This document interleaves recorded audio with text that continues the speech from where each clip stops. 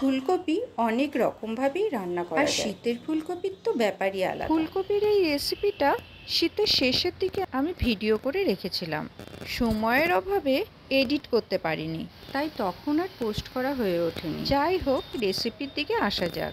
আজ বানাবো ফুলকপির রেজালা। খুব সুস্বাদু এই রেসিপিটা বাড়িতে থাকা কয়েকটা খুব সাধারণ উপাদান দিয়েই আপনারা তৈরি করে নিতে পারেন। আর ভাত, রুটি, পরোটা কি লুচি, এই সব কিছুর সাথেই খুবই টেস্টি। এমনকি অনুষ্ঠান বাড়ির যে কোনো ফুলকপির রেসিপিকেই এই রেসিপি টেক্কা দিতে পারে। চলুন এবার রেসিপির দিকে এগোনো যাক।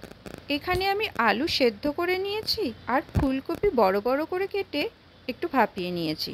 ফুলকপি একটু জলে ভাপিয়ে নিয়ে জল ঝরিয়ে কড়াইয়ে সাদা তেল গরম করে ফুলকপি লাল করে ভেজে নিতে হবে। অবশ্যই একটু নুন ছড়িয়ে দেবেন। ফুলকপি ভাজা হয়ে গেলে কড়াই থেকে তুলে নিয়ে ওই তেলের মধ্যেই সেদ্ধ করা আলু একইভাবে লাল করে ভেজে নিতে হবে।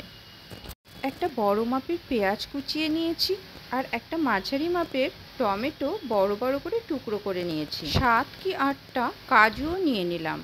এবার এই সব কিছু একসাথে মিক্সিতে পেস্ট করে নেব।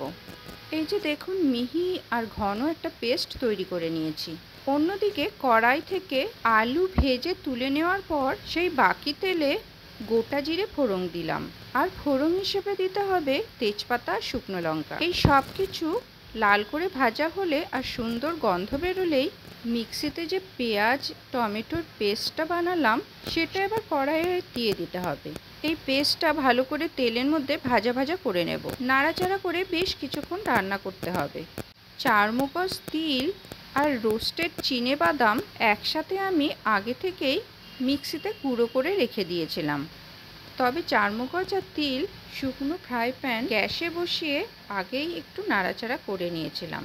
তারপর এই সব কিছু একসাথে মিক্সিতে গুঁড়ো করে রেখে দিয়েছিলাম। এইভাবে আমি অনেকটা গুঁড়ো করে রেখে দিই। যখন যে তরকারিতে দরকার হয় তখন চটজলদি দিয়ে দিতে পারি। গুঁড়ো করার বা বাটার ঝামেলা তখন আর করতে হয় না। চিনেবাদাম, তিল আর 4 মগজের গুঁড়ো আমি 2 চামচ দিয়েছি। এবার দিয়ে দেবো রোজকার ওই মশলাগুলো, জিরে গুঁড়ো, ধনে গুঁড়ো, আর দিতে হবে আদা রসুন বাটা। এই সব কিছু একসাথে আবারও নাড়াচাড়া করে নেব। নাড়াচাড়া করে একটুক্ষণ রান্না করে নিতে হবে। আগে থেকে ফেটিয়ে রাখা টক দই এবার অ্যাড করে দেব। আবারও সব কিছু নাড়াচাড়া করতে করতে কিছুক্ষণ রান্না করে নিতে হবে। গ্যাসের আঁচ কমিয়ে কিছুক্ষণ রান্না করে নিলেই যখন মশলা থেকে তেল ছাড়তে শুরু করবে তখন দিয়ে দিলাম স্বাদ মতো নুন। আর অবশ্যই চিনিও দিতে হবে। যেমন আপনারা মিষ্টি খেতে পছন্দ করেন এই ফুলকপির রেজালায় ততটুকুই চিনি দেবেন। তবে এই রান্নাটা একটু মিষ্টি দিলে ভালো লাগবে, তাই আপনাদের স্বাদ মতো অল্প চিনি অবশ্যই দেবেন। যতটা গ্রেভি আপনারা রাখতে চান সেই অনুযায়ী জল দিয়ে দিতে হবে। তবে তার আগেই মশলার মধ্যে আমি ভেজে রাখা আলুগুলো দিয়ে দিয়েছিলাম। জল অ্যাড করার পর ভেজে রাখা ফুলকপিগুলো কড়াইয়ের মধ্যে দিয়ে দিলাম।